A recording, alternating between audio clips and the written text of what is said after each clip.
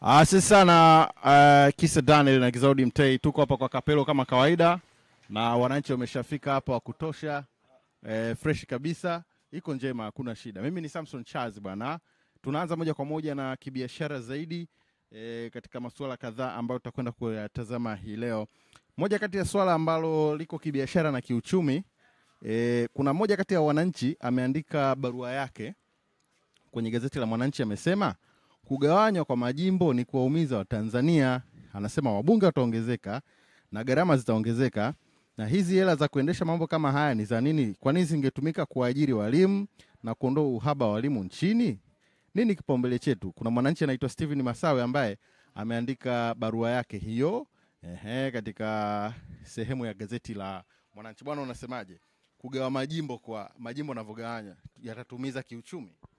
Ni kweli yatatuumiza kwa sababu bajeti itabidi iongezeke na wabunge bungeni wataongezeka, manake na posho nazo itabidi ziongezeke bungeni.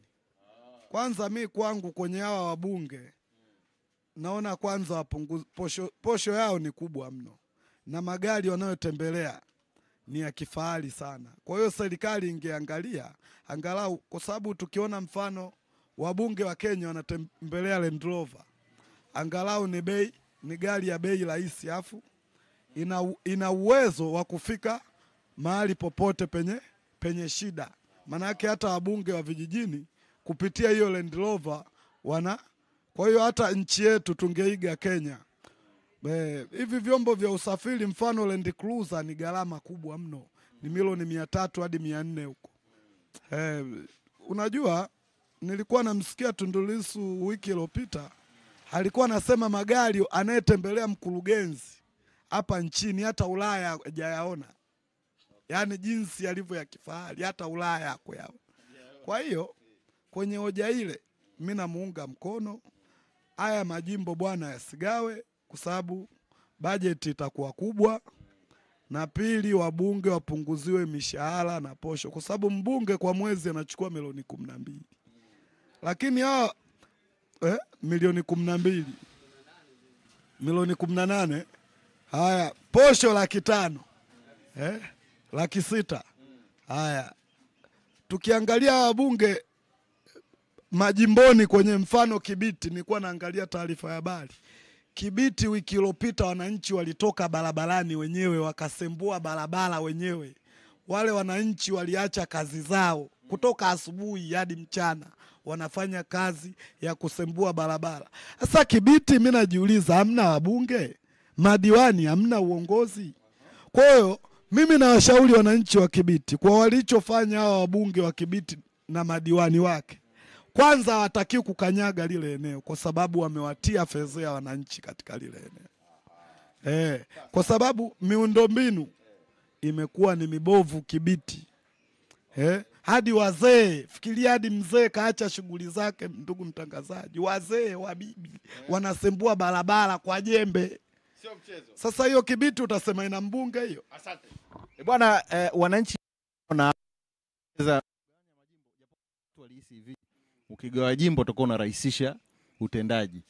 Unajua kwa mfano li jimbo likubwa, unazungumza Mheshimiwa Gwajima kwa mfano hapa Kawe, ana daraja inamsubiri pale Tegeta Machinjioni, ana barabara inamsubiri kule karibia na Madale kule, ana maeneo makubwa. Wewe nadhani haitarahisisha kazi za utendaji wa bunge? Mimi bana naitwa Daudi Enes Mwalule. Mimi nataka niongee ukweli walisia. Kugawa majimbo ni wanasiasa kulindana wapate nafasi za kula. Mimi sijaona sababu kwa jimbo. Kwanza ili swala sio la kufurahia, ili swala la kukenya, yani ili linakuja kutuumiza sisi. Hapana kitu kingine, sikudanganyi mtu. Mbunge hana hela kujenga daraja. Mbunge hana hela kujenga barabara. Mbunge kazi yake kikatiba anaenda kutusemea sisi wananchi. Sasa kinavitokea hapa ni wanagawa majimbo, wanasiasa kulindana wapate nafasi za kula. Ilikuwa ina taaja kwa zetu. Mfano, una haja gani kugawa majimbo eti Ukonga, Kawe, sijui Mbeya, Kigoma, sijui wapi? Hamna haja. Majimbo haya ni mengi. Sasa angalia kama sasa hivi. Hali ya leo mbunge analipo milioni 18 mmoja. posho 600,000. Ana magari ya kutembelea kifahari. Haya yote sio mbunge, sio Samia. Haya yote tunakuja kuumia sisi. Unakuta sasa makodi yanaongezeka kwenye mitandao ya simu, kwenye kila kitu. Mimi nilikuwa naona hiyo hela ya kugawa majimbo, fedha hii bora wafute michango ilikuwa mingi mashuleni sasa. Wapelekewe mwalimu baada ya kutoka kulipwa 800,000 milioni alipo milioni 3. Sijaona haja ya mbunge kulichukua milioni 18 hata 12 yeye nyingi. Mbunge atakuwa alipo hata milioni 3 tu, hana faida yoyote bunge. Nakwambia kweli. Yaani eli mwalimu alipo milioni 10 kwa mwezi hata milioni 20. Leo hii ukiulizwa duniani hapa uwe rais uwe nani, hakuna mtu asiyopita kwa mwalimu. Tuongee ukweli. Sasa leo mtu anakaa na shangilia kugawa majimbo, zikawe kata. Mimi sipendi mfumo huo. Na narudi ya ndugu yangu hapo. Kuna kauli mwenye Tundu Lissu aliongea akasema hivi. Aliulizwa swali, rais wa Marekani baada ya kufuta hii misaada, wewe unasemaje? Akasema mimi naona afadhali kwa sababu hao wanaotoa misaada Afrika wenyewe sijawahi kuona msafara wa waziri mkuu zaidi ya gari 3-4. Lakini hapa kwetu msafara wa rais gari 70 na gari zote za kifahari. Msafara makamu wa rais gari 60. Msafara wa waziri mkuu gari 55. Mkurugenzi wa halmashauri anatembelea gari ya milioni 500. Wakati kwao kule mkurugenzi ni mtu wenyewe wanaotoa msaada. Sasa nini cha kufanya? Kubana matumizi. Mimi siunge mkono sera kugawa majimbo. Ni kubana matumizi. Kwa sababu hata ugawe majimbo vipi? Hata mimi leo niwe mbunge. Nataka nimwambie na huyu bwana anasema sio Kibiti. Ukiangalia swala la barabara hata hapa Dar es Salaam barabara nyingi mbovu. Swala la barabara gharama tunajenga sisi wa Tanzania. Nani anaojenga? Ni fedha zetu tunavilipa kodi, ni serikali. Mbunge hana hela kujenga daraja. Sikudanganya nyinyi, mnasikia maneno ya uongo Gwajima anaongea. Mimi nitajenga barabara, sio nitanunua. Mbunge ana hela kujenga barabara. Hiyo ni kazi ya serikali. Sasa mimi niko na shauri serikali na rais alielewe ushauri wangu kwa sababu ni ushauri.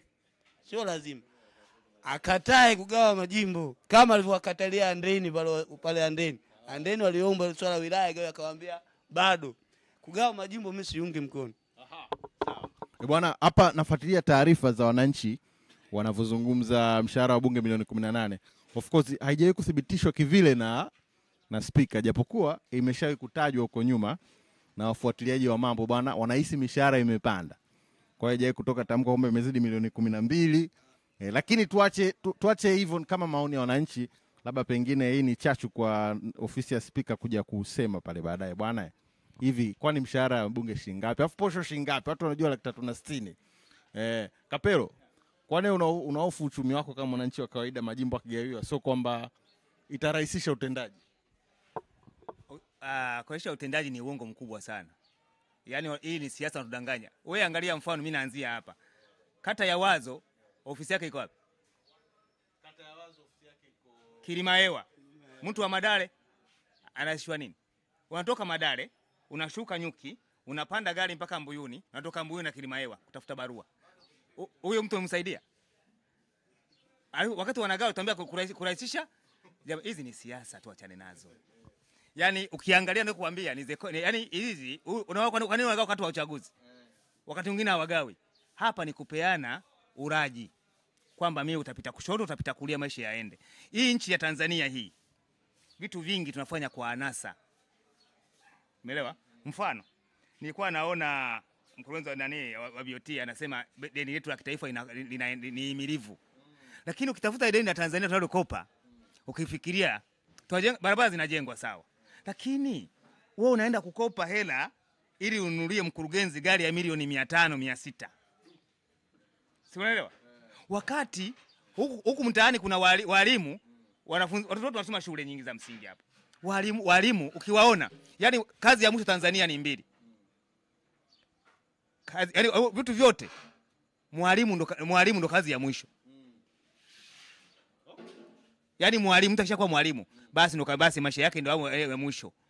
Kwa sababu wewe angalia maisha ya walimu tunaishi nao. Si ndio? Angalia hao wanaosema kwanza walikuwa wanadanganya watu, wanakuambia walimu ni wito. Kati ya mbunge kuwa wito na mwalimu kipi kiwe wito? Inabidi wito wewe wa mbunge, kwa sababu mbunge sana kawa na watu na yeye mtu mzima anakuja kugombea kiwa mtu mzima. Wito ni yule mbunge ambaye anaamua kwenda kwa jimbo lake au kwenye kata yake kugombea udiwani. Huyo inabidi wito. kwamba yeye amejitolea ili asaidie kuwasemea wale watu. Lakini cha ajabu, mwalimu ambaye yeye anahangaika asubuhi na mchana kutunzia watoto wetu anapata mshahara wa aibu, si ndio? Walimu kwa sasa hivi wale mjini hata vijijini inabidi mwalimu hata wakopeshwe magari, wawe na nyumba safi. Sasa unakuta nyumba ya mwalimu kimwangalia, mimi hili mara tatu nasema kwa kuhusu walimu.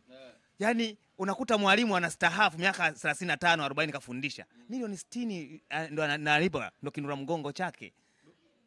Lakini mbunge yeye akimaliza miaka 5 tu 250 na ushee. Gari ya maana anapata. Umeona? Sasa huyu mwalimu aliyefundisha miaka hiyo. Kwa hiyo anaonekana mwalimu hana thamani nchi hii. Tuwasamini walimu kwanza. Tukishawasamini walimu, watufundishe watoto waende sawa. Mimi kama kuna mbunge ambaye anasema yeye hajapita kwa mwalimu, basi tuone kwamba hawafai. Si ndio? Lakini kama kuna mtu yoyote ambaye ni msomi au engineer au nani au profesa kapita kwa mwalimu, anabia mheshimu mwalimu. Enzi za nyuma mwalimu anakushikia mkono na chaki ili uweze kujua kuandika. Leo tunawadharau wao walimu, jamani. Tusiwadharau, tuwape kipaumbele. Hizi hela ambazo unaugawa majimbo, hela ambazo zinaenda kugawa sijui kata, sijui kufanya nini, hakuna kwamba tuna maendeleo yataongezeka kupata maendeleo. Hilo halipo, ni uraji. Wewe unapotengeneza gari la mbunge, si ndio? Kwa sababu unapotengeneza jimbo, litakuwa na gari la mbunge, ofisi ya mbunge, si na kila kitu. Yaani shughuli nyingi ambazo unaanza kuongeza pale, ule ni uraji wa ajabu. Wewe angalia kwa mfano jimbo la Kawe, ofisi ziko wapi za mbunge? Ziko wapi? Ziko hapo unapojua. Kinondoni. Kinondoni? Sasa hii ndio tunaulizana. Unakuta mtu Kinondoni? Sasa unajiuliza kaenda kufanya nini? Wamekuja kwa sababu unakuta no wewe mzee unasema tuongeza maendeleo. Wapi na wapi? Tunadanganyana. Si ndio? Kwa sababu unakuta mtu yeye huku lakini yuko sehemu nyingine. Si ndio? Tumesema kwamba maendeleo haya, mbona kwa mfano kama maendeleo ya Kawe haya. Angalia barabara hapo kwa Sangaraza hapa. Barabara PK zote vumbi. Wakati Gwajima ameingia Marekani aliwaambia watu wavunje vibaraza vile. Walivyo vyote nitakuja kupiga kifusi hapa tutajenga. Vibaraza vyote vikavunja vyote akavivunja. Leo hii mpaka miaka 5 inaisha hajaonekana. Unaelewa? Hajafanya nini? Hajaonekana. Hii bwana mimi ili kuongeza kwa hii nchi tunaiongezea mizigo kwa kuongeza mizigo. Nchi yetu tunasema ni nchi bado ambayo inakuwa kiuchumi, inaanza kukua. Sasa tunafanya kama watu ambao wamekuwa 100%. Kumbuka hayo ni maoni ya wananchi. Wao ni maoni yao kiuchumi kwamba wanavyohisi majimbo yakigawanywa uchumi wao utakuwaje. Hakuna ambaye anaona kwamba itamletea ufanisi. Sasa twende kwenye taarifa nyingine. Kuna mtaala wa ufugaji kuku vioni utazinduliwa kwa mujibu wa Wizara ya Mifugo, na hii inapatikana katika gazeti la Habari Leo. Na hii ni mara baada hivi karibuni bwana kuonekana watu wa degree waende VETA, mjadala ukawa mkali. Sasa kuna baadhi ya mitaala huu mradi wa kufuga kuku kwa mfano ukienda kwenye chuo. Vipi unaona utaboost vijana? Kijana anamaliza tu labda na masters na degree, sasa hapa tumeapply kazi TRA wanahitajika watu 1500, tumeapply 100,000. Wewe kwa niagizie kuku vifaranga nifuge. Itasaidia. Labda kuna mtu anataka kuchangia huko mgeni. Utasaidie mzee wangu? Kwa majina naitwa Garahenga Sagalagwe. Hicho ni kitu ambacho yani cha ajabu.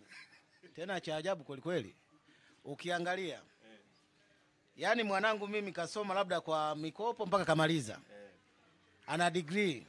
Anatoka hapo naambia aende VETA akasomea ufugaji wa vifaranga, sio kuku, vifaranga. Wanakopesha faranga 2500. Hajawahi hata kufuga yani hata bata nyumbani au njiwa.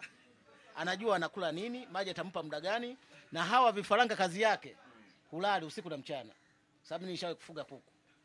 Najua kazi ya kuku. Leo na degree yake awe mfugaji wa kuku. Sasa hiyo chuo kasoma cha nini? Ajira hamna. Sasa wanaenda vyuo vya nini kama ajira hamna? Unapendekezaje sasa? Wafunge la 7. Yaani chuo waanzie la 7. Chuo waanze kufundisha kuanzia kufuga kuku kuanzia la 7. Mpaka anamaliza anakuwa na CV ya kufuga kuku au ya ukulima. Lakini leo hii uniambia kwamba eti mtoto kamaliza chuo aende VETA, hicho ni kitu ambacho hakiwezekani. Bora auze kahawa. Haswa Sasa jamani, Mimi bana nataka nimweke sawa, kuna mambo mawili hapa. Serikali nayo naweza kusema wako sahihi na kuna vitu vya kuishauri. Mimi nimemsikiliza waziri mkuu anasema hivi, kama mtu akimaliza degree hata kama kasomea masuala ya uchumi nini, anaweza kuwa na plan B ya kwenda VETA. Maana yake nini plan yake? Mimi nimeona ni nzuri. Plan vipi? Ajira sasa hivi ni mbinde. Maana yake mtu anaweza kawa akafanya pamoja na mtaaluma wa degree, anaweza akafanya kule binafsi, akafanya kazi akapaka rangi, akafanya kalanda mbao, akafanya kazi. Baadaye ajira inaweza katokea akaenda serikali. Sasa nakutolea mfano. Sasa hivi mtu nakaa wengi na wenye degree wengi sana, wengine wanauza barabarani na kuchukua sekta binafsi, kuchukua ufundi bora nini. Sema hivi, wazo ili swala limekuja ghafla, lakini mimi sijalizarau, nimeona kama ni wazo zuri. Kwa sababu mfano mimi na mdogo wangu yuko hapa wa nyumbani, yeye kamaliza degree nzuri tu, lakini anauza, yeye kasoma masuala ya kilimo, lakini akafungua mradi PK pale juisi, anauza naongea ukweli ile pale na of course pale PK tunapigaga juisi, sio mradi. Huyo anachanganya, aseme hivi, huyo kutoka kuwa na degree kama mjasiriamali mdogo, asiseme mradi. juisi sio mradi, sio mradi. anapata hela hakula, mimi anaishi, usizungumze hivi. Sasa mimi ushauri wangu ni, maana yangu hujanielewa, wewe umenikatisha. Maana yangu ni nasemaje? Mfano kama yule sasa bwana mdogo yule, ikiwa kama amepata elimu pia ya VETA, maana yake kisha pata ajira kwenye VETA. Sema ile serikali wamekuja muda huu, sasa watu lazima watalipokea hivyo. Mtu atafikiria huyu anatuambia tukasome masuala ya VETA, na mimi mwanangu kama za chuo kikuu nataka apate ajira. Kweli kwenye upande wa ajira kuna gumu. Sema mimi nilikuwa naliona sana serikali wakiweza wazo moja, lile swala la viwanda. Ile swala la viwanda lilikuwa linasaidia, kwa sababu hata ukifuatia nchi zetu ziliendelea, Marekani, Urusi, China, hakuna mwanafunzi kamaliza chuo wote wanapata ajira serikalini, tusidanganyane. Awe mwandishi wa habari, kuna sekta binafsi. Sasa serikali yetu wakiweka sana mkwazo hizi sekta binafsi kwa viwanda nini, ya swala la ajira. Nataka nijue kama amekuelewa huyu Bwana huyo bahati mbaya ni Mluguru, ni mjomba wangu. Sawa? Unajua Waluguru kuelewa mpaka kwa bakola. Yaani anavyonidanganya, kwa sababu hapo ananidanganya. Yaani angeniambia hivi, mtoto anavyomaliza la 7 aende moja kwa moja VETA. Pale atapata diploma, atapata master, atapata degree, hapo ningemuelewa. Lakini amalize degree, apate degree yake moja sijui 2, atoke pale aende VETA. Aanze kuwa tena labda kapenta. Au mason. Aanze kupiga plaster ukuta kama huu, kwa sababu kule kuna mambo mengi ya ufundi. Ila samani. Ulaya kuna kitu kinaitwa DIY. Yaani kirefu do it yourself. Kwa Kiswahili kisicho rasmi nasema fanya mwenyewe. Ulaya hamna mafundi bomba. Jamani, mvua inatunyeshea hapa, kisa ukiona tumekatika mvua inatunyeshea, mitambo yetu isije ikaloa, kwa hiyo nikitudhuru nitajikata hewani mimi mwenyewe. Sasa unasemaje, mbona Ulaya unakuta msomi anapiga rangi nyumba yake? Ulaya hakuna mafundi bomba unajua. Hakuna maplumbing. Hakuna mafundi wa kurekebisha vitu nini na nini. Alafu kuna mfano waziri mkuu alikuuliza, mfano mdogo. Naibu waziri mkuu Doto Biteko alikuuliza hivi, ile taa yako pale sebuleni ile ya umeme ikiungua, si unaitoa? Ule si ufundi? Bwana tunahisi tutakatikiwa hapa ni kisa mvua kubwa inanyesha, mitambo yetu si unajua ipatana na maji. Wakati tunaendelea mdogo, tunaisogeza, tunakaa saa, tunahangaika kidogo, wale watu na YouTube. Sasa swali liliulizwa, wewe hata ile kutoa taa pale sebuleni ulioni huo ni ufundi? Hapana, ule sio ufundi. Ule sio ufundi. Hapo tumedanganywa. Kweli? Mimi taa ikiharibika pale bila mimi kuwepo, ina maana hata mtoto anaogopa kushika umeme mpaka baba arudi. Sawa? Ule sio ufundi, ni utundu tu. Sababu mimi sijasomea. Sawa? Leo niambie bwana funga oda hii, unganisha taa moja iwake ndani, siwezi. Lakini kutoa taa ule sio ufundi. Ile ni plan B tu, nimetumia plan B, lakini kunidanganya kwamba yani nitoke VETA mimi kama mimi na degree yangu leo niende hapo parefu kama serikali hilo wazo kwanza ingefuta kabisa. Sawa sawa. Jamani, kwa kuwa muda umetuishia na tuna matatizo kidogo, nataka dakika moja maoni kuhusu Stars. Tuanzie wapi kuhusu Stars? Kuhusu Taifa Stars. Tuanzie hapa. Nataka itoke huko imalize. Dakika moja. Tuanzie hapa. Kwa kweli mimi naitwa Kalisto Rafaeli Ndaiga Ntunguru. Taifa Stars ni timu yetu sisi wa Tanzania. Nahisi kuhusu Taifa Stars tuna kazi ya kufanya. Kazi tunayotakiwa tufanye moja kabisa ni kuhakikisha kwamba tunapata refari ambaye habadilishi wachezaji mara kwa mara. Kocha ambaye habadilishi wachezaji mara kwa mara. Tumeona mechi ya kwanza walivyocheza na mechi ya pili jinsi watoto wale walivyocheza vizuri sana. Yaani imekuwa ni kwamba ni timu mbili ambazo zinampa wakati mgumu kocha. Kwa hiyo tunaomba tupate kocha ambaye ni mzuri sana, ambaye anawajua wachezaji kwamba nikianzisha kikosi hiki kinaweza kanipa matokeo. Kwa kweli sio kwamba walicheza vibaya, walicheza vizuri. Lakini kwa ukijua kwamba ukiwa ugenini kicho tukosi sisi ni kocha kubadilisha wachezaji bila kuangalia. Bwana, mimi huko kote naona tunahangaika. Huko kote tunahangaika. Kwanza mimi ni isifu Tanzania jana imecheza mpira. Tumecheza na watu wa 14 duniani. Sisi tukiwa nafasi ya 106 duniani. Kwa mantikio sisi jana tumeshinda. Kabisa tumeshinda. Ambaye anasema kwamba Tanzania ni kichwa cha mwenda wazimu, basi ataendelea kuwa mwenda wazimu yeye mpaka milele. Kabisa. Wenzetu walifika pale wakala 7, wakala mkono. Ambaye amebahatika 3. Lakini sisi 2. Kipindi cha kwanza nyau. Halafu wale tuliocheza nao hakuna mchezaji wa ndani hata huyu. Anatuambia mchezaji mmoja wa ndani lakini achezei pale. Ndio wa ndani huyo. Lakini wote wapo duniani. Sisi tumeshinda. Manchester. Yaani tumeshinda.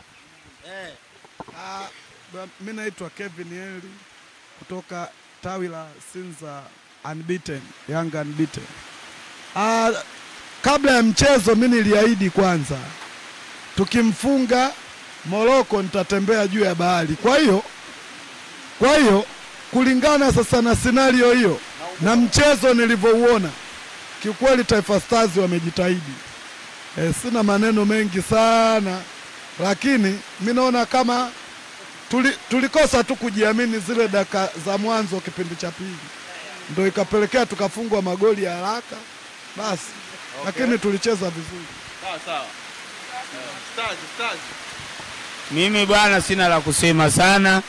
Lakini Morocco na Stars ni vitu viwili tofauti. Natakiwa tujipange. Maneno yalikuwa mengi sana. Tunaenda kushinda hakuna. Tunatakiwa tujipange sana. Na swala wewe bwana kusema eti sijui Morocco ya 4 sio 14 sisi 100 na ngapi. Kwenye mpira vitu hivyo hamna bwana. Ubora upo. Sawa, vitu hivyo hamna. Mpira dakika 90. Ukijichanganya tunaona wewe tu unajua kumpira. Mtu timu kubwa akafungwa hata goli 5. Wewe umefungwa umefeli tu. Shida ya timu yetu ya taifa imejaa siasa tu. Uongo mwingi, mpira hatuna, bado tujipange sana. Kwanza ni washukuru kwanza wapenda nchi yao wa Tanzania ambao waliombea Taifa Stars waliamka saa 6 usiku na kuangalia kote mpaka kukesha. Sasa ukiangalia kwa quality moja, kwa mfano ukimchukua Zeechi yule unamngesha na nani hapa Tanzania? Mako unaposema mpira, yani kuna vitu ambavyo mtu unaviongea, angalia na quality walionayo wale wachezaji wao wote. Angalia sisi na Msuva peke yake aliyecheza jana ndo achezi humu. Si ndio? Sio wachezaji watatu ambao wamecheza jana. Waliobakia wote hawa ni wa ligi kuu Tanzania bara. Hawa wote ni ligi kuu Tanzania bara. Ambapo